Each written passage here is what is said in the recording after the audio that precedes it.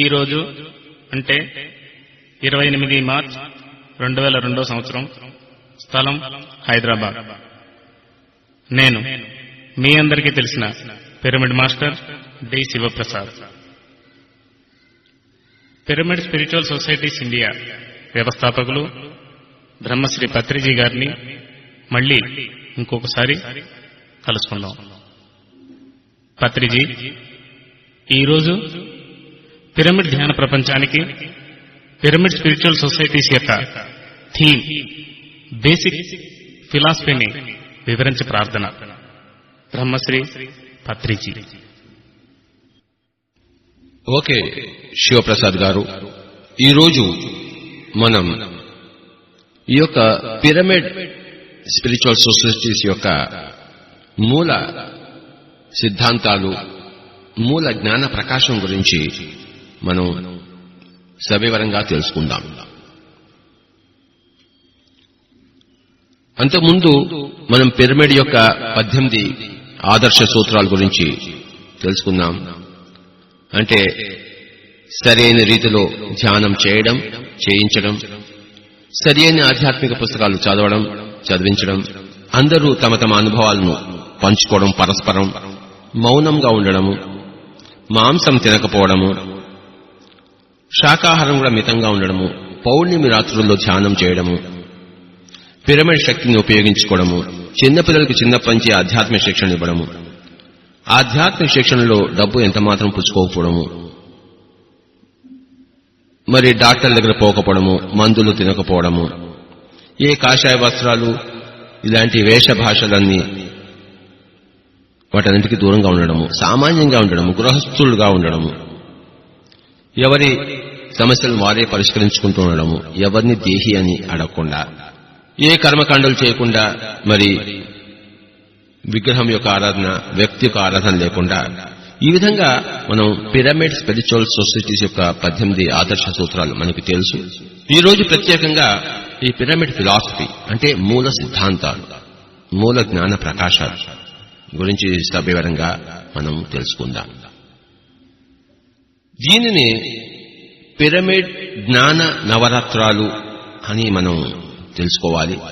నవరత్నాలు ఇవి 9 రత్నాలుగా ఈ రోజు మన పిరమిడ్ ఫిలాసఫీని మనం గ్రహిద్దాం. పిరమిడ్ జ్ఞాన నవరత్నాలు. ప్రతి పిరమిడ్ మాస్టర్ కూడాను ఈ జ్ఞాన నవరత్నాలను ఎప్పుడూ మస్తిష్కంలో ఉంచుకోవాలి. ఒక్క క్షణం కూడాను ఆ నవరత్నాలు మస్తిష్కంలోంచి జారిపోకూడదు. పిరమిడ్ ధ్యాన ప్రపంచంలో నూతనంగా ప్రవేశించేవారు ఈ యొక్క పిరమిడ్ జ్ఞాన నవరత్నాలను కూలంకషంగా అర్థం చేసుకుంటూ ఉండాలి. రోజు రోజు వాటి యొక్క అవగాహన పెరుగుతుంటుంది. ఒకటేసారి వాటి యొక్క అవగాహన రాదు. తినగ తినగ వేము తీయగనుండు, అనగ అనగ రాగము అతిశయులు. అదేవిధంగా ఈ యొక్క మూల సిద్ధాంతాల గురించి మనం అనేక పుస్తకాల ద్వారా, అనేక ధ్యాన సాధనల ద్వారా, ఎంతో ఆలోచనల ద్వారా, అందరికి అనుభవాలు వినడం ద్వారా మనం కూడాను ఏదో ఒక రోజు ఆ యొక్క ఫిలాసఫీ యొక్క జ్ఞాన ప్రకాశం యొక్క పూర్తి రూపురేఖలు మనకి అనుభవానికి వస్తాయి. అప్పుడు మనం కూడా ఒక పిరమిడ్ మాస్టర్ అయినట్టు. కనుక ఈరోజు ఈ పిరమిడ్ జ్ఞాన నవరత్నాలు ఒక దాని తర్వాత ఒక్కొక్క రత్నం తీసుకుని ఆ రత్నాన్ని పరీక్షిద్దాం. రత్న పరీక్షలు అవుదాం. ఈ రత్నాలు 9 రత్నాలు, 9 పరిపూర్ణమైన సత్యాలు. 9 సత్యాలను 9 రత్నాలుగా మనము వివరించుకుంటున్నాం. ఒకసారి నేను 9 నవరత్నాలను వరుసగా మీ ముందర ఉంచుతాను. తర్వాత ఒక్కొక్క దాన్ని తీసుకుని మనం సవివరంగా, కూలంకషంగా వాటిని గురించి తెలుసుకుందాం.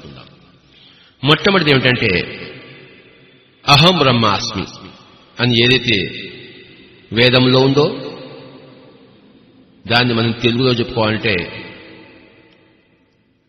నేనే బ్రహ్మను అని మొట్టమొదటి. నేనే బ్రహ్మ. రెండవది ఏంటంటే జీవుడే దేవుడు. మూడవది ఏంటంటే దేహమే దేవాలయం. నాలుగవది శ్వాసే గురువు. ఐదవది సమయమే సాధన.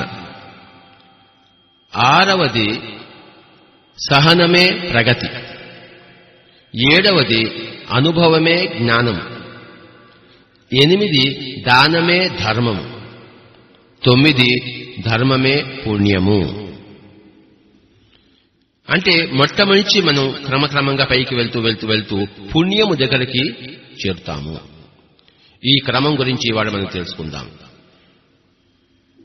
జీవుడు అంటే మొత్తం అంతా నిండి ఉన్న ఆ నేను ఒక చిన్ని శరీరంలో కూడాను తనను తాను తెలుసుకోవడం జీవుడు. వృక్షము నేను వృక్షం అని తెలుసుకుంటుంది. ఆ వృక్షములో ఉన్న నేను పేరు జీవుడు.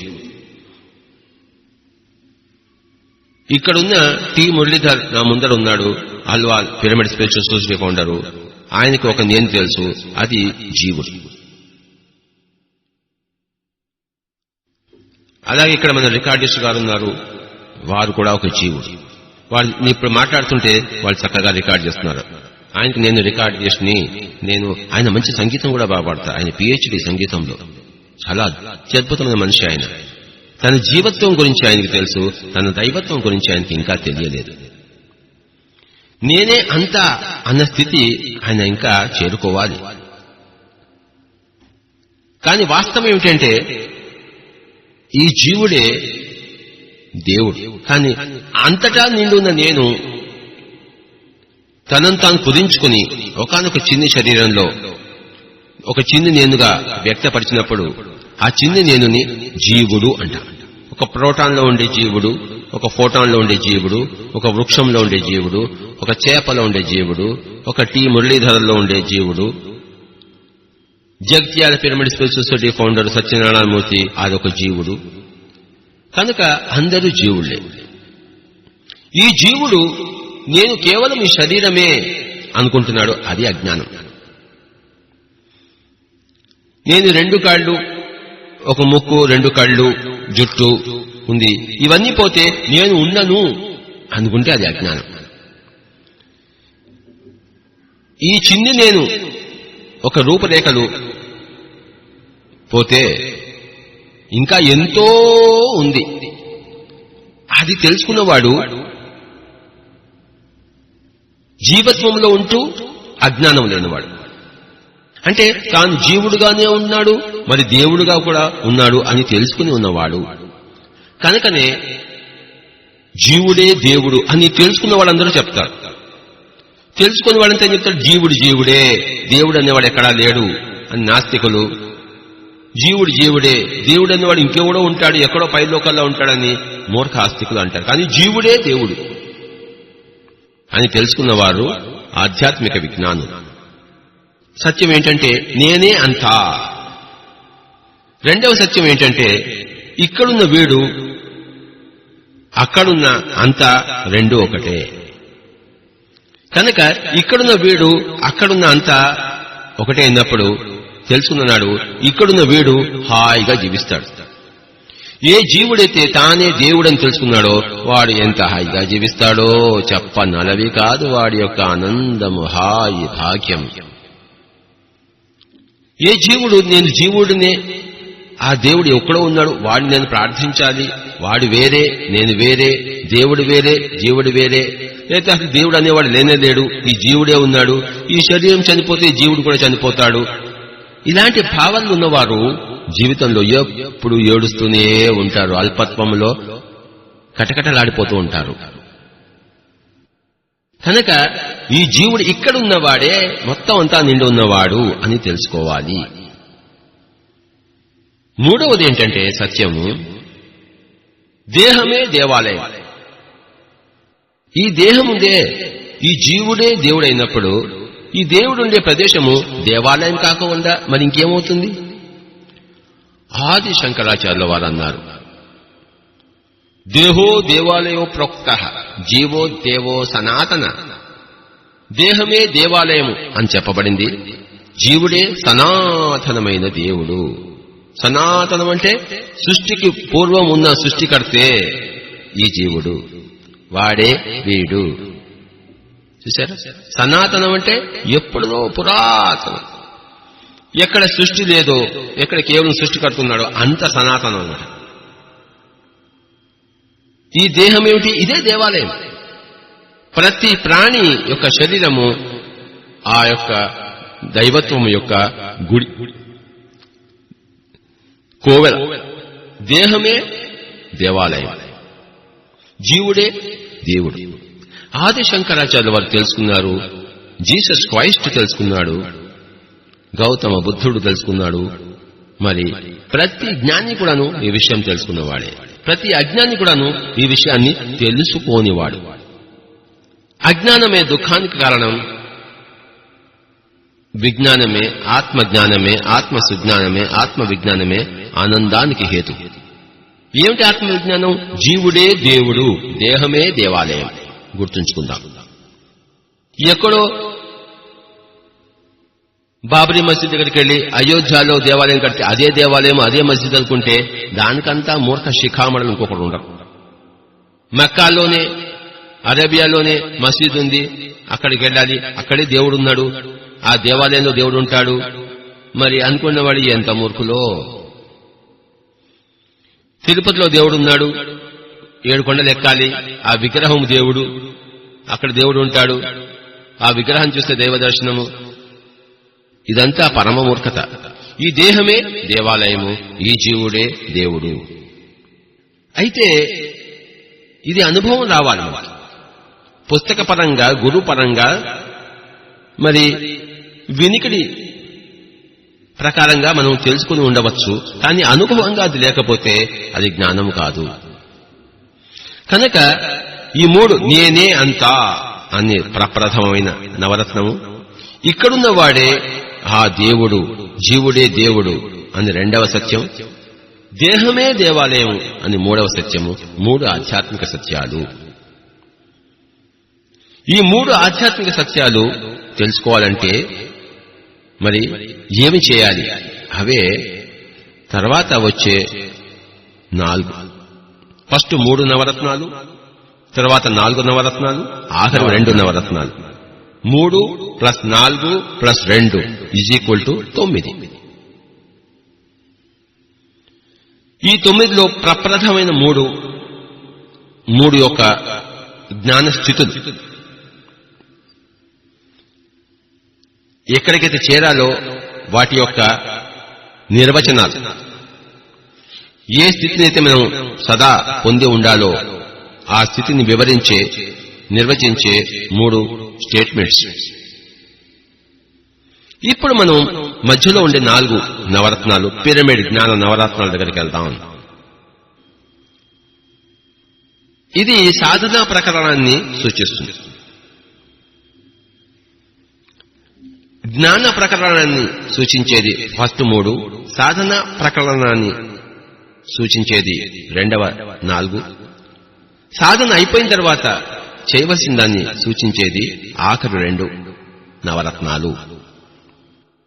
ఈ సాధనా ప్రకరణములో ఉన్న 4 సత్యాలు ఏమిటంటే, ప్రప్రథమంగా శ్వాసే గురువు, 2వది సమయమే సాధన, 3వది సహనమే ప్రగతి, 4వది అనుభవమే జ్ఞానము. ఈ జ్ఞానం రావాలంటే, జ్ఞానం అంటే ఏమిటో తెలుసుకున్నాము. 3 స్టేట్మెంట్స్. జ్ఞానం అంటే ఏమిటి? నేనే అంతా అన్నది ప్రప్రథమైన సూత్రము. ఇక్కడున్నవాడే ఆ యొక్క దివ్యమైన వాడు అని 2వ సూత్రము.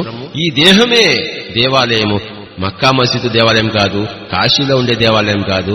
ఈ శరీరమే దేవాలయము, ఈ వృక్షమే దేవాలయము, ఈ సెల్ స్ట్రక్చరే దేవాలయము, ఈ కణ విభాగమే దేవాలయము, అందులో విరాజిల్లున్నవాడే దేవుడు. ఇదే జ్ఞానం యొక్క 3 రూపురేఖలు. ఈ జ్ఞానం రావాలంటే ఏం చేయాలి? సాధన ప్రకరణం ఏమిటి అన్న విషయం గురించి ఇప్పుడు మధ్యలో ఉన్న 4 నవరత్నాలు మనం తెలుసుకుంటున్నాం. మళ్లీ చెప్తాను. ఈ సాధన ప్రకరణంలో మొట్టమొదటిది శ్వాసే గురువు అని తెలుసుకుని ఉండడం, రెండవది సమయమే సాధన అని తెలుసుకుని ఉండడం, మూడవది సహనమే ప్రగతి, నాలుగవది అనుభవమే జ్ఞానం. సాధన అన్నది గురువు దగ్గర నుంచే మొదలవుతుంది. ఎక్కడ గురువు లేడో, చెప్పేవాడు లేడో, ఏం చేయాలో, ఎలా చేయాలో, ఎప్పుడు చేయాలో, ఎక్కడ చేయాలో, ఎలా చేయకూడదో, ఎప్పుడు చేయకూడదో, ఎక్కడ చేయకూడదో, మరి ఇవన్నీ చెప్పేవాడే గురువు. గురువు లేని విద్య గుడ్డి విద్య కదా. సంగీతం నేర్చుకోవాలంటే అయ్యా రికార్డిస్ట్ గారు గురువు ఉండాలా వద్దా? సంస్కృతం నేర్చుకోవాలంటే సంస్కృతం వచ్చిన వాడు గురువుగా ఉండాలా వద్దా? క్రికెట్ నేర్చుకోవాలంటే మనం ఏ గవాస్కర్ దగ్గరకు పోవాల్సిందే కదా. షహనాయి నేర్చుకోవాలంటే బిస్మిల్లా ఖాన్ దగ్గరికి పోవాల్సిందే కదా. మరి బిల్డింగ్ కట్టాలంటే ఇంజనీర్ దగ్గరికి పోవాల్సిందే కదా. వాడే కదా గురువు. వాడు చెప్తాడు ఇలా చెయ్యి, అలా చెయ్యి, అలా చెయ్యకు, ఇలా చెయ్యకు, ఇలా చెయ్యి, ఈ సిమెంట్ వాడు, ఈ ఇసుక వాడు అంటాడు. కనుక అలాగే మరి ఆధ్యాత్మికంలో నేనే అంతా అని తెలుసుకోవాలంటే ఏం చేయాలి? ఈ జీవుడే దేవుడు అని తెలుసుకోవాలంటే ఏం చేయాలి? ఈ దేహమే దేవాలయం అంటున్నారు, అది నాకు అనుభవానికి రావాలంటే నేను ఏం చేయాలి మాస్టర్ గారు, గురువు గారు అని ఫస్ట్ గురువు దగ్గరికి వెళ్ళాలి. భగవద్గీతలో శ్రీకృష్ణుడు ఏం చెప్పాడంటే తత్ విద్ధి ప్రణిపాతేన పరిప్రశ్నేన సేవయా ఉపదేక్షంతి తే జ్ఞానం జ్ఞానినః తత్వదర్శినః అన్నాడు. తత్ విద్ధి అంటే ఆ సత్యం యొక్క రూపురేఖలు, జ్ఞానం యొక్క రూపురేఖలు, దాన్ని చేరే విధానము అన్నీ తెలుసుకో. తత్ విద్ధి ప్రణిపాతేన సాష్టాంగ నమస్కారం చేసి, పరిప్రశ్నేన చక్కటి ప్రశ్నలు వేసి, సేవయ ఆ గురువు గారు నా కాళ్ళు పిసుకు అంటే పిసికి, నాకు కూరలు తీసుకురా అంటే కూరలు తీసుకొచ్చేసి, ఆయన ఏది అడిగితే అది చేయాలి. గురువు సేవ చేసి అప్పుడు గురువు బోధిస్తాడు జ్ఞానం అంటే ఏమిటి, అది ఎలా పొందాలి. ఎందుకంటే అతను గురువు, జ్ఞానం పొందినవాడు. ఢిల్లీకి వెళ్ళిన వాడే చెప్పగలడు. జగిత్యాల నుంచి నువ్వు ట్రైన్ ఎక్కాలి నాయన, ఫస్ట్ అదే వరంగల్కి రావాలి, అక్కడి నుంచి ట్రైన్ ఉంటుంది, కాజీపేట జంక్షన్, అక్కడి నుంచి పలానా ట్రైన్స్ ఉన్నాయి, మధ్యలో ఇలా భోపాల్ వస్తుంది, నాగపూర్ వస్తుంది, మళ్ళీ ఆగ్రా వస్తుంది, అలా అలా వెళ్తుంటే ఢిల్లీ అని వస్తుంది, అక్కడ దిగు. నీకేదైనా డౌట్ ఉంటే మధ్యలో ఉన్న ట్రైన్లో ఉన్న వాళ్ళని అడుగు, గార్డు ఉంటాడు, అన్నీ అడగాలి. ఇవన్నీ చెప్తాడు ఢిల్లీకి వెళ్ళి వచ్చిన వాడు. అలాగే జ్ఞానాన్ని పొందిన గురువు, జ్ఞాని, తత్వదర్శి ఇవన్నీ చెప్తాడనమాట.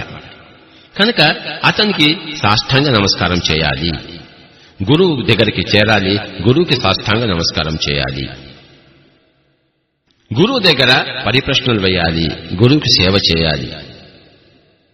అప్పుడు ఆ గురువు బోధిస్తాడు, జ్ఞానాన్ని బోధిస్తాడు, సర్వము బోధిస్తాడు, ఏం చేయాలో చెప్తాడు, ఏం చేయకూడదో చెప్తాడు, ఎలా చేయాలో చెప్తాడు, ఎలా చేయకూడదో చెప్తాడు, ఎప్పుడు చేయాలో చెప్తాడు, ఎప్పుడు చేయకూడదు అన్నీ వివరిస్తాడనమాట.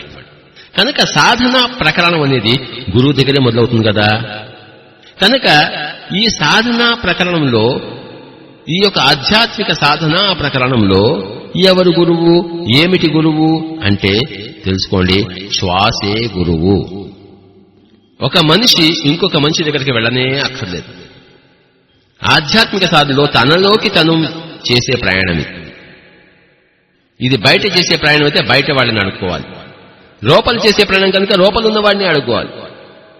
లోపల చేసే ప్రయాణానికి బయట వాళ్ళని ఎలా అడుగుతాం? బయట చేసే ప్రయాణానికి లోపల ఎక్కడ అడుగుతాము? రెండు ప్రయాణాలు ఉన్నాయి. ప్రాపంచిక ప్రయాణము బయట వాళ్ళని అడగాలి, ఆధ్యాత్మిక ప్రయాణము మరి లోపలున్న వాళ్ళని అడగాలి కదా.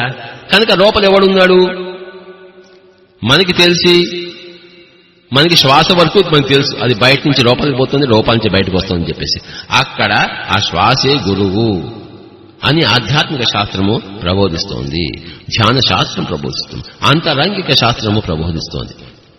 పిరమిడ్ స్పిరిచువల్ సొసైటీస్ వారి అత్యద్భుతమైన ప్రాథమికమైన ఈ ధ్యాన సూత్రము, ఆత్మ విజ్ఞాన సూత్రము ఏమిటయ్యా అంటే శ్వాసే గురువు. సుభాష్ పత్రి గురువు కాదు, గౌతమ బుద్ధుడు గురువు కాదు, మరి రమణ మహర్షి గురువు కాదు. నీకు నువ్వే గురువు, నీకు నీ శ్వాస గురువు. నువ్వు అంటే నీదొక మనస్సు ఉంది. ఆ మనస్సు అనేది శిష్యుడు, శ్వాస అనేది గురువు. శిష్యుడు గురువు దగ్గర కూర్చున్నవలే, గురువు కాళ్ల దగ్గర కూర్చున్నవలే. అంటే మనస్సు అనేది శ్వాస దగ్గర కూర్చున్నవలే, తిష్ట వేసుకుని కూర్చున్నవలే, సుఖాసనం వేసుకుని కూర్చున్నవలే.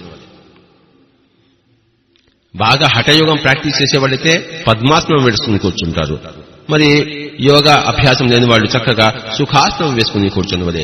ఎవరి దగ్గర కూర్చుంటాము సుఖాసనం వేసుకుని? గురువు దగ్గర. ఎవరు గురువు?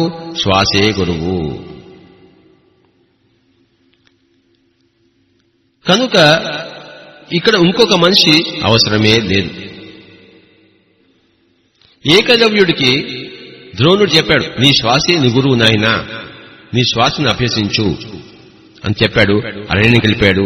ద్రోణుడు అవసరం లేదు, ఆయన తన శ్వాసే గురువుగా పెట్టుకున్నాడు. అంత విలువిద్య అంతా నేర్చుకున్నాడు. ఎలా నేర్చుకున్నాడో మనం తెలుసుకుందాం.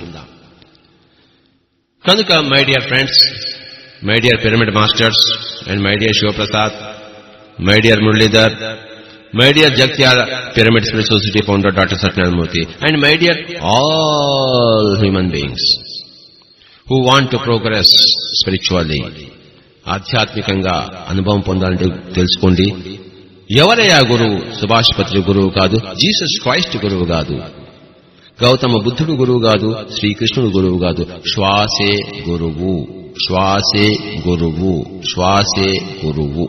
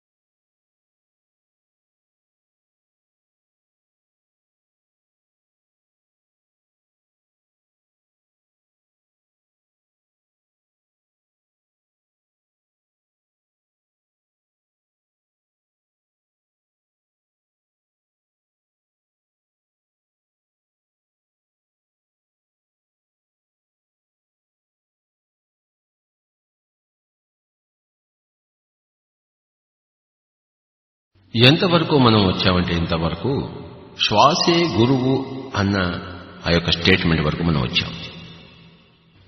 ఆ యొక్క సిద్ధాంతం వరకు మనం వచ్చాం. ఇదే ధ్యాన సిద్ధాంతం. ఈ గురువుతో ఏకం కావాలి. శ్వాస అంటే తెలుసు మీకు, ఉచ్ఛ్వాస నిశ్వాస.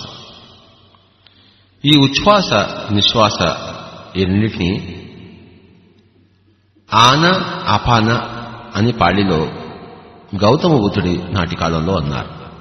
కనుక ఈ ఉచ్ఛ్వాస నిశ్వాసాలతో మనం ఏకం కావాలి. గురువుతో తాదాత్మ్యం చెందాలి, గురువుతో ఏకమైపోవాలి. ఈ గురువుతో ఏకమైపోవడాన్నే, శ్వాసే గురువు అన్న గురువుతో ఏకమైపోవడాన్నే, శ్వాస అంటే ఉచ్ఛ్వాస నిశ్వాసలు, ఈ ఉచ్ఛ్వాస నిశ్వాసలు అనే శ్వాసక్రియతో ఏకమైపోవడాన్నే ఆనాపానసతి అన్నాడు గౌతమ బుద్ధుడు. ఆయన గురువు ఏంటో తెలుసుకున్నాడు. ఆయన గురువుతో ఏకం కావయ్యా అని ప్రపంచానికంతా బోధించాడు. గౌతమ బుద్ధుడు ఎంతో మంది దగ్గరికి వెళ్ళాడు. అలార కలముడు, ఉద్ధక రామపుత్రుడు, ఇంకా ఎంతో మంది. వాళ్ళు నువ్వు ఇంకో మంత్రం గురువు, నువ్వు ఇంకేదో ఆహారం లేకుండా ఉండు, అదే నీ గురువు అవుతుంది, లేకపోతే ఊరికే ఉపనిషత్ చెప్పిందే నువ్వు చెప్తుండు, ఇలా ఎంతో మంది గురువులు చెప్పారు. మరి ముక్కు బిగపట్టుకుని ఉండు, లేకపోతే చక్రాల మీద కాన్సన్ట్రేషన్ చేయి, బురుకుటి మధ్యలో కాన్సన్ట్రేట్ చేయి, ఇలా ఏమిటో చెప్పారు. ఆయన పాపం అన్ని సిన్సియర్గా చేశాడు. ఆయన చేసి ఒక్కొక్కటి రాంగ్, ఇది రాంగ్, అది తప్పు, ఇది తప్పు, అది తప్పు అని 5.5 సంవత్సరాలు పట్టింది ఆయన నేర్చుకున్నదంతా తప్పు అని తనకు తాను తెలుసుకోవడం కోసం. చివరికి సహజంగా, సరళంగా, సున్నితంగా ఉన్న శ్వాస మీదే ఏ కుంభకం లేని, కుంభకరహితమైన కేవలం పూరకరేచకాత్మకమైన ఆశక శ్వాస మీద ఆయన ధ్యాస పెట్టాడు, ఆనాపానసతి చేశాడు. వెంటనే ఆయనకి మూడో కన్ను తెరుచుకుంది. ఒక జాములో మూడో కన్ను తెరుచుకుంది. రెండవ జాములో ఆ మూడో కన్ను ద్వారా జన్మ పరంపర, కర్మ పరంపర తెలుసుకున్నాడు. మూడో జాములో మరి ఈ యొక్క దుఃఖము తృష్ణ వలన, తృష్ణ అవిద్య వలన, అవిద్య అష్టాంగ మార్గం వలన పోతుంది అని అన్ని తెలుసుకున్నాడు. దుఃఖ నివారణ ఉపాయం తెలుసుకున్నాడు. తెలుసుకుని మరి తర్వాత తన జీవితం అంతా కూడా ఆనాపానసతి బోధించాడు. నేను ఈ విధంగా సరళమైన, సున్నితమైన, స్వాభావికమైన శ్వాస మీద ధ్యాస ఉంచాను. ఇంకేది చెయ్యకూడదు. మంత్రము చెప్పుకోకూడదు, రామ రామ రామ రామ అనుకోకూడదు, రాముడి విగ్రహం మీద ధ్యాస వద్దు, ఫలానా గురువు యొక్క మొహం మీద ధ్యాస వద్దు, కళ్ళు చిట్లించి లేదా ఊపిరి బిగపట్టి కుంభకం లాంటివి చేయకూడదు అని ఇలా ఏవేవి చేయకూడదు అని చెప్పాడు. ఒకటే చేయవలసింది శ్వాస మీద ధ్యాస, ఆనాపానసతి. ఎందుకంటే శ్వాస అనేది గురువు, బుద్ధుడు గురువు కాదు అని బుద్ధుడే అందరికీ చెప్పాడు. అప్పో దీపో భవా అన్నాడు. ఎవరికి వారే దీపం కావాలి అంటే ఏమిటి? నేను దీపం కాదు అన్నాడు. ఎవరికి వారే అంటే ఎక్కడ ఏం చేయాలంటే ఏమని చెప్పాడు? నీ శ్వాసే గురువు అన్నాడు. కనుక పిరమిడ్ స్పిరిచువల్ సొసైటీస్ యొక్క మూల సిద్ధాంతము శ్వాసే గురువు. ఇక్కడే మిగతా వాళ్ళకి మనకి తేడా ఉంటుంది. ఆత్మే బ్రహ్మమని, జీవుడే దేవుడని, దేహమే దేవాలయని అందరికీ తెలుసు. కానీ అసలైన గురువు సంగతే తెలియదు. గురువే విద్య చూపించేది. ఆ గురువు లేకుండా గుడ్డి విద్య నడుస్తోంది ప్రపంచమంతా. గుడ్డెద్దు చేలో పడ్డట్టు ఉంది విషయమంతా. ఎందుకంటే ఎందుకు ఈ ఎద్దు గుడ్డిగా ఉంది? అసలు సంగతి లేదు ఇక్కడ. అన్నీ ఉన్నాయి కానీ అల్లుడు నోట్లో శని అన్నట్టు సత్యాలన్నీ తెలుసు కానీ గురువు ఎవరో తెలియదు మనకి. శ్వాసే గురువు. ఓంకారం గురువు కాదు, గాయత్రి మంత్రం గురువు కాదు, నమాజ్ లా ఇలాహ ఇల్లల్లాహ్ అని ఆజా మరి పాడితే, గొంతు పాడితే అది కాదు. ఏమి చేయదు. మక్కాకి పోతే అక్కడ గురువు లేడు, కాశీకి పోతే అక్కడ గురువు లేడు. కనుక ఎక్కడ ఉన్నాడు గురువు? మన ముక్కులోనే ఉన్నాడు గురువు.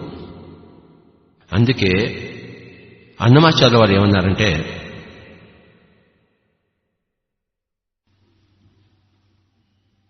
ఊపిరిలో దేవుడున్నాడు యోగీంద్రులకు అన్నాడు.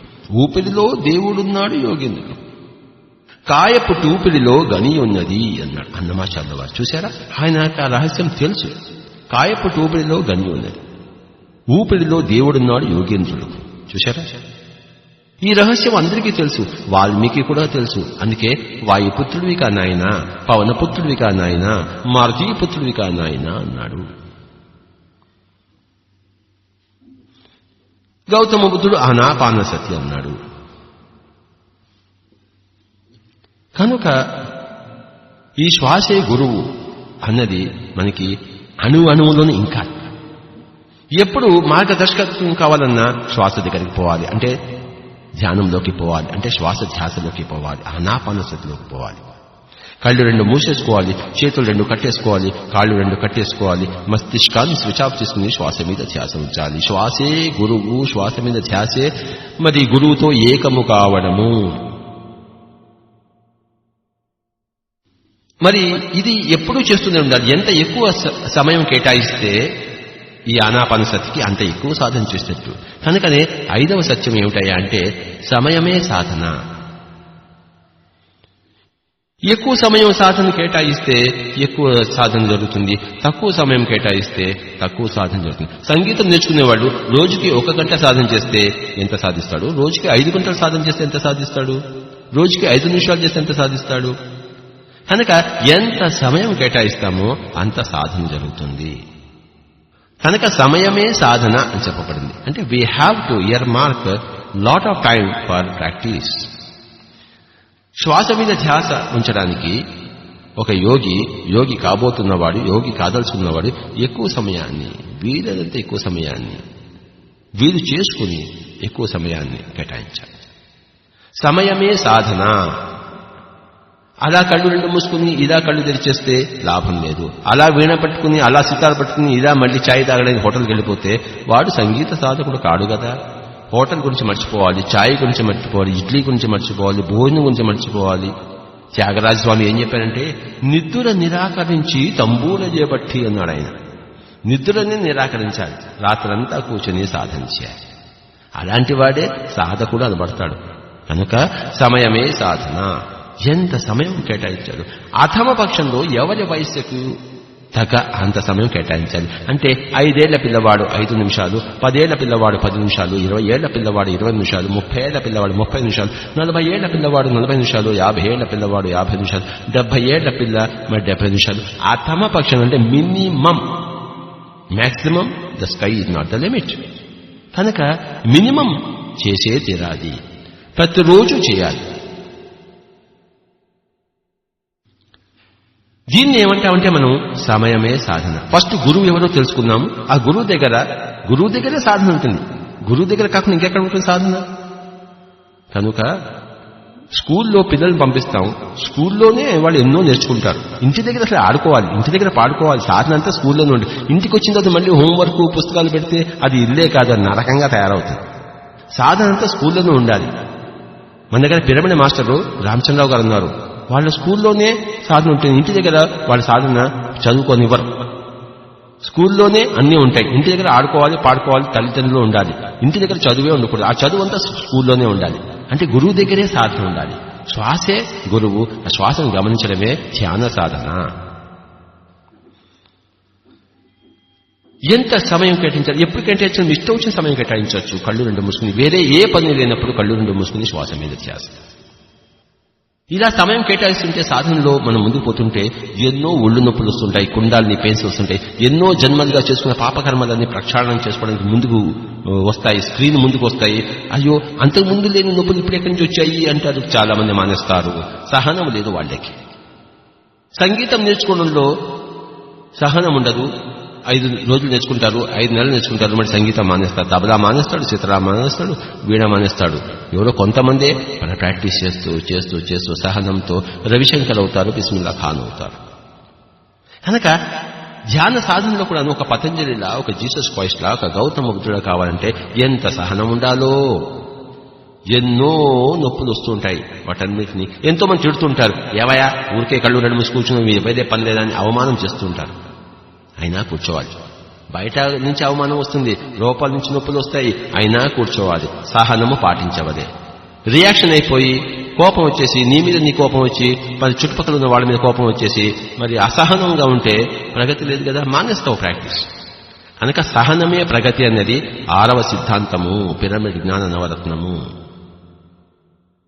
శ్వాసే గురువు, సమయమే సాధన, సహనమే ప్రగతి. కనుక మిలారేప మార్పా గురువు దగ్గర ఎంత సహనం ప్రాక్టీస్ చేశాడో మీకు తెలుసు. ఈ మార్పా అనే గురువు మిలారేపా చేత ఇల్లు కట్టించాడు. ఇల్లు కట్టిస్తే చెప్తాను అన్నాడు. పాపం ఇల్లు కట్టించాడు. మళ్ళీ కట్టించిన ఇల్లంతా కులద్రోహి అన్నాడు, కూల్చేశాడు. మళ్ళీ అక్కడ ఇంకోటి కట్టన్నాడు, ఇంకోటి కట్టాడు. పాపం ఆ వీపులన్నీ రాళ్లు మోసి మోసి చిట్లిపోయి రక్తం కారుతోంది. ఆ మార్పా భార్య అయ్యో పాపం అలా చేస్తున్నాడే అని బాధపడితే, మరి నువ్వు బాధపడితే అతని పాప ప్రక్షాళన కావాలి కదా. పాప ప్రక్షాళన కావాలంటే వీపు రక్తం చిట్లాలి. అతనికి సహనం అసహనం ఉంటే గురువు దగ్గర నుంచి పారిపోతాడు. సహనం ఉన్నవాడే గురువు దగ్గర ఉంటాడు. మార్ప మిలారప ఆ కథ చదవని వాళ్ళు ధ్యాన సాధన చేయడమే కూడదు. ధ్యాన సాధన చేయాలంటే, జ్ఞాన సాధన పొందాలంటే ఆ మిలారేప యొక్క జీవిత చరిత్ర చదివే తీరాలి. ఎక్కిరాల భరద్వాజ్ గారు చక్కటి పుస్తకం రాశారు. దయచేసి అందరూ చదవండి మిలారేప పుస్తకం. కనుక ఆ సహనమే ప్రగతి. క్రికెట్ నేర్చుకోవాలంటే, ప్రగతి సాధించాలంటే సహనం కావాలి. సంగీతం నేర్చుకోవాలంటే ప్రగతి కావాలి. ఈ రికార్డింగ్ చేయాలంటే ఎంతో సహనం ఉండాలి. కనుక ధ్యాన సాధనలో కూడాను ఎంత సహనం కావాలనో చెప్పనలవి కాదు. కనుక శ్వాసే గురువు, సమయమే సాధన, సహనమే ప్రగతి. ఇలా సహనంగా మనం చేస్తూ ఉంటే ఎన్నో అనుభవాలు వస్తాయి. లోపల శక్తి సంచారం జరుగుతుంది, కుండాలని ఉత్తేజితం అవుతుంది. మూడో కన్నులో కొన్ని రంగులు కనబడతాయి, చెట్లు కనబడతాయి, గూడులు కనబడతాయి, గడ్డంగాళ్ళు కనబడతారు, ఎవరెవరు చనిపోయిన వాళ్ళంతా కనబడుతుంటారు. వాళ్ళు ఫస్ట్ ఏదో మాట్లాడడానికి ప్రయత్నిస్తారు, మనకి వినపడదు. వాళ్ళు మాట్లాడుతుంటారు కానీ మనకి వినపడదు, ఎందుకంటే మనకి శక్తి ఉండదు. తర్వాత మెల్లిమెల్లిగా వినపడడం మొదలవుతుంది. తర్వాత సూక్ష్మ శరీరంతో వాళ్ళు అన్ని లోకాలు తిప్పుతారు, మన జన్మదాన్ని చూపిస్తారు. వీటినే అనుభవము అన్నాం. ఈ అనుభవమే జ్ఞానం. జన్మలు ఉన్నాయని చెప్పి పుస్తకం చదివి తెలుసుకోవడం కాదు. ధ్యాన సాధనలో దివ్యచక్షు ఉత్తేజపరుచుకుని మన జన్మలన్నీ మనం చూడాలి. అదే అనుభవము, అదే జ్ఞానం. భగవద్గీతలో శ్రీకృష్ణుడు అన్నాడు, బహూని మే వ్యతీతాని జన్మాని తవ చార్జున తాన్యహం వేద సర్వాణి నత్వం వేత్త పరంతప. అర్జున, నువ్వు నేను ఎన్నో జన్మలెత్తావు, నాకు నా జన్మలన్నీ తెలుసు, నీకు తెలియదు. కృష్ణుడికి ఎందుకు తెలుసు? ఆయన కళ్ళు రెండు మూసుకుని శ్వాస మీద ధ్యాస ఉంచి గంటలు గంటలు ఉన్నాడు. చిన్నప్పటి నుంచే సాందీప మహర్షి దగ్గరే నేర్చుకున్నాడు. కానీ మనం చిన్నప్పుడు నేర్చుకోలేదు, పెద్దగా అయిన తర్వాత నేర్చుకోలేదు, చచ్చిపోయే వరకు నేర్చుకోము మనం. అలా ఉన్నాయి మన తగలబడ్డ మన జీవితాలు. జ్ఞానం లేకుండా పెరుగుతున్నాము, జ్ఞానం లేకుండా చేస్తున్నాము, మళ్లీ మళ్లీ పుడుతున్నాము. పునరపి జననం పునరపి మరణం. ఎంతవరకు మనం జ్ఞానంగా పెరగమో, జ్ఞానంతోనే చావమో, అంతవరకు ఈ జన్మ పరంపర కొనసాగుతూనే ఉంటుంది. అనుభవమే జ్ఞానం. భగవద్గీత ద్వారా జ్ఞానం కాదు, బైబిల్ చదవడం ద్వారా జ్ఞానం కాదు, అనుభవం ద్వారా జ్ఞానం. అనుభవమే జ్ఞానము. కనుకనే కృష్ణుడు ఏం చెప్పాడు? యోగి కానైనా అర్జున, యోగివికా, యోగి భవ అర్జున, తపస్విభ్యోధికో యోగి, జ్ఞానిభ్యోప్యమతోధిక, కర్మయజ్ఞాధికో యోగి, తస్మాత్ యోగి భవ అర్జున. కనుక యోగం అంటే సాధన, యోగ సాధన, ధ్యాన సాధన. యోగం అంటే కలయిక, శ్వాసతో కలయిక. శ్వాసతో కలయిస్తే మిగతావన్నీ దానంతట తానే తీసుకెళ్తుంది. ట్రైన్లో టికెట్ కూర్చుని జగతియాల్లో కూర్చుంటే ఆ ట్రైన్ మెల్లిగా ఢిల్లీ చేరిపోతుంది. ఇంకా అంతకన్నా ట్రైన్ దిగకుండా ఉండాలి అంతే.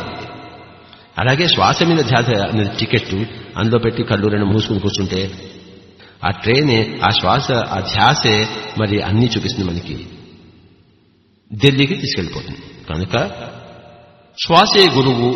అన్ని అనుభవాలు కిటికీలను చూస్తూ ఉంటాం. భోపాల్ వస్తుంది, మళ్ళీ పోతుంది, మళ్ళీ నాగ్పూర్ వస్తుంది, మళ్ళీ ఆగ్రా వస్తుంది. కిటికీ నుంచి అన్ని అనుభవాలు కనబడుతుంటాయి, చివరికి ఢిల్లీకి వెళ్తాం. ఆ అనుభవమే జ్ఞానం.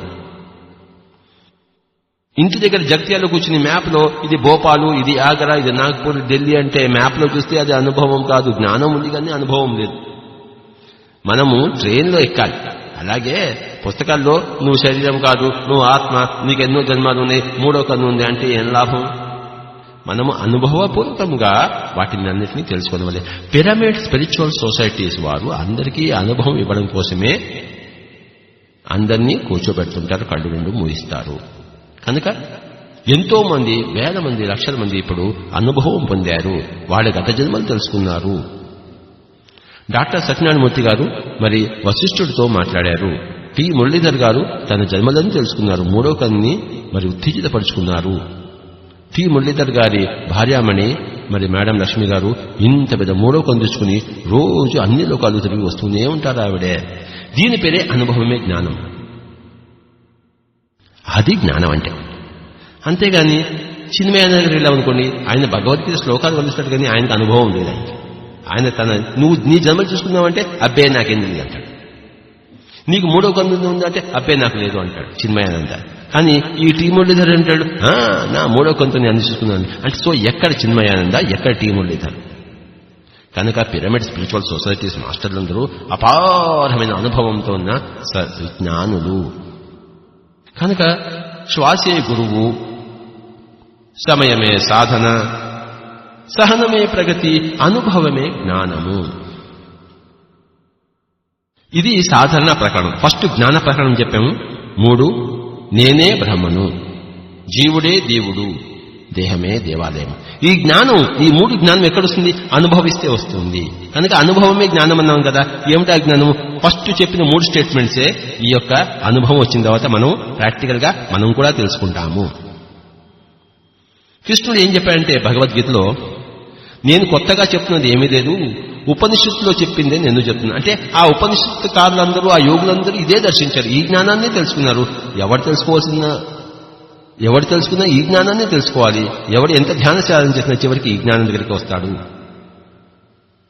కనుక పిరమిడ్ మాస్టర్లు అందరూ కూడాను ఆ 3 సత్యాలను తెలుసుకున్నవారు. నేనే బ్రహ్మను, జీవుడే దేవుడు, దేహమే దేవాలయం. ఎలా తెలుసుకున్నారు? శ్వాసని గురువు దగ్గరికి వెళ్ళి ఎంతో సమయం కేటాయించి, ఎంతో సహనం చూపించి, ఎన్నో బాధలను ఓర్చుకుని, ఎన్నో అనుభవాలు సంపాదించి ఆ జ్ఞానాన్ని పొందారు, జ్ఞాన ఫలాన్ని పొందారు. పిరమిడ్ జ్ఞాన నవరత్నాల్లో 3, 4, 2 అని చెప్పాము. కనుక జ్ఞానం పొందిన తర్వాత ఏం చేస్తాం? మనకున్న జ్ఞానాన్ని దానము చేయవలే. ఫీజు తీసుకుని చేసేది వ్యాపారం, ఫీజు తీసుకోకుండా ఇచ్చేది దానం అంటాం. కనుక ఎప్పుడు కూడాను పిరమిడ్ మాస్టర్లు అందరికీ ఆనాపానుసతి బోధిస్తూనే ఉంటారు, తమ అనుభవాన్ని వివరిస్తూనే ఉంటారు. సమయం కేటాయించవయ్యా అని చెప్తుంటారు, సహనంతో ముందుకు పోవయ్యా అని చెప్తూ ఉంటారు, తమ జ్ఞానాన్ని దానం చేస్తూ ఉంటారు. వస్త్ర దానము కన్నా, అన్న దానము కన్నా మరి జ్ఞానదానము మరి ఎంత శాశ్వతమైనదో, ఎంత గొప్పదైనదో. కనుక జ్ఞానము ఉన్నవాడు జ్ఞానదానానికి పూనుకుంటాడు. జ్ఞానదానానికి పూనుకోని జ్ఞానము జ్ఞానమే కాదు. జ్ఞానదానానికి వెంటనే పూనుకున్న ఆ జ్ఞానమే జ్ఞానం. కనుక పిరమిడ్ మాస్టర్లు అందరూ ఇవాళ అనుభవం వచ్చి రేపంచి అందరికీ చెప్పడం మొదలుపెడుతుంటారు. కనుక 8వ పిరమిడ్ జ్ఞాన రత్నం ఏమిటంటే దానమే ధర్మం. సంగీతం వచ్చినవాడు సంగీతాన్ని దానం చేయాలి, డబ్బు ఉన్నవాడు డబ్బును దానం చేయాలి, క్రికెట్ వచ్చినవాడు క్రికెట్ అందరికీ నేర్పించాలి, వంట వచ్చినవాడు అందరికీ వంట చేసి పెడుతూ ఉండాలి, మరి రికార్డింగ్ వచ్చిన వాళ్ళు అందరికీ ఫ్రీగా రికార్డింగ్ చేస్తూ ఉండాలి, దానం చేయాలి. కనుక దానమే ధర్మం. మరి నా యొక్క ధ్యానాన్ని అందరికీ నేను దానం చేయటం లేదు. ఎవరైనా ఏదైనా ఇస్తే ప్రతిఫలంగా తీసుకోవాలి. లేనిది కోరరాదు, ఉన్నది రాదు. వస్తుంటే సంతోషపడరాదు, పోతుంటే అయ్యో పోతుందా అని బాధపడరాదు. అది జ్ఞాని వ్యవహరించే విధానం. ఇంకొకసారి చెప్తాను. లేనిది కోరరాదు, ఉన్నది కాదనరాదు, వస్తుంటే వస్తుందిరా అని సంబరపడిపోరాదు, పోతుంటే అయ్యో పోతుందిరా అని బాధపడరాదు. జ్ఞానం అంటే అది. జ్ఞాని ఈ లోకంలో వ్యవహరించి తీరది. దానమే ధర్మం అని తెలుసుకోండి.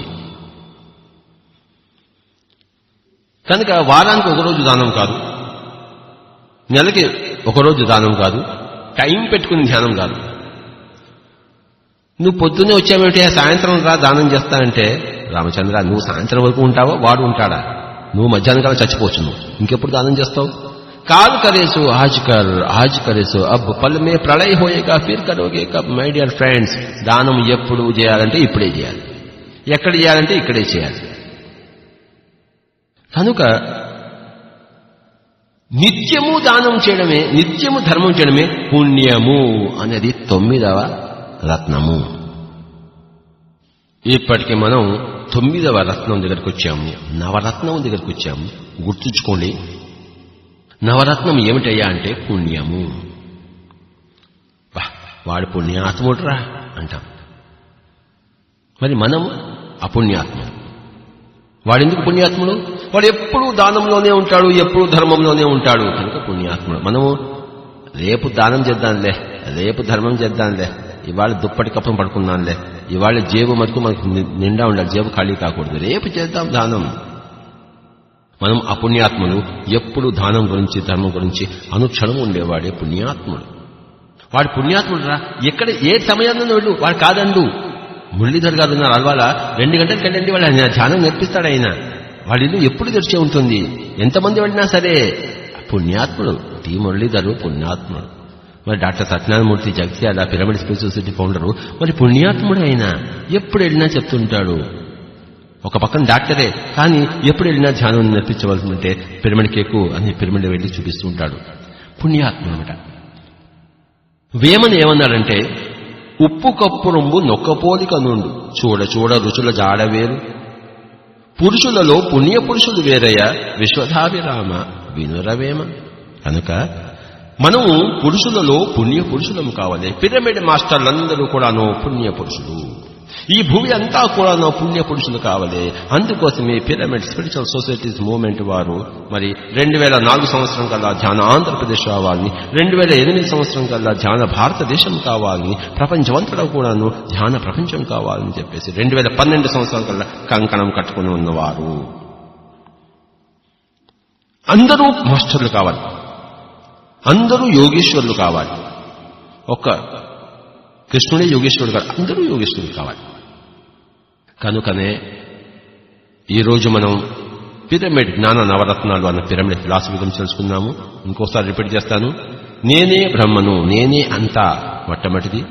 జీవుడే దేవుడు రెండవది.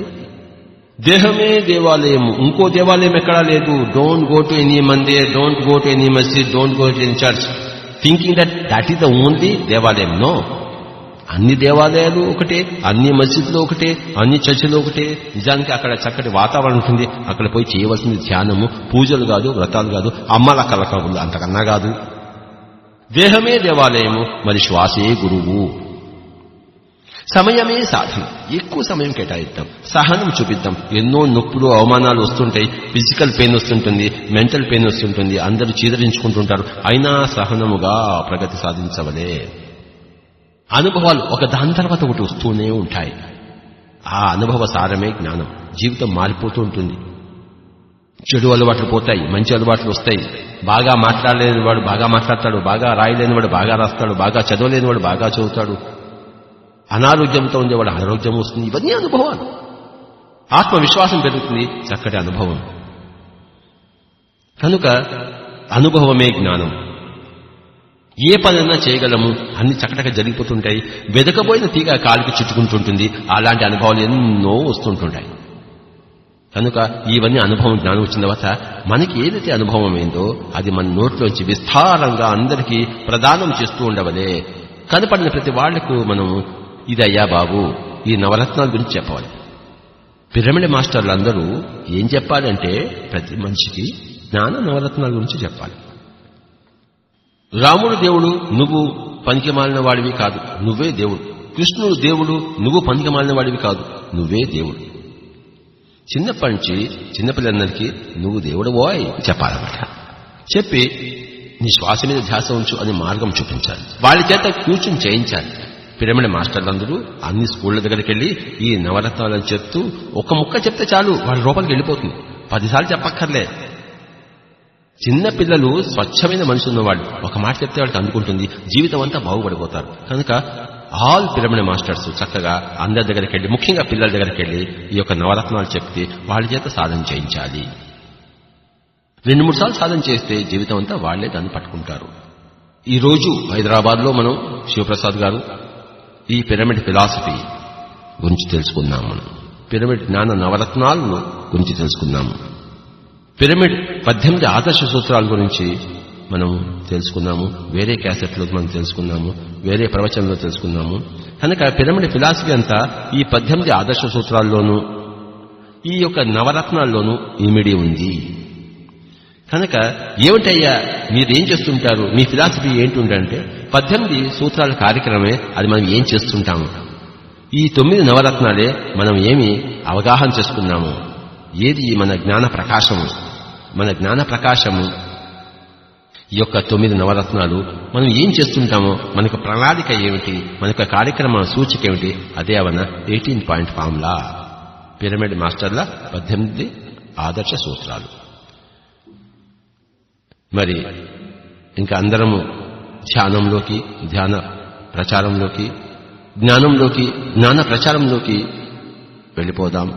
ఆంధ్ర రాష్ట్రాన్ని ప్రప్రథమంగా 2004 కల్లా ధ్యానాంధ్రప్రదేశ్ చేద్దాం, జ్ఞానాంధ్రప్రదేశ్ చేద్దాం. Thank you very much.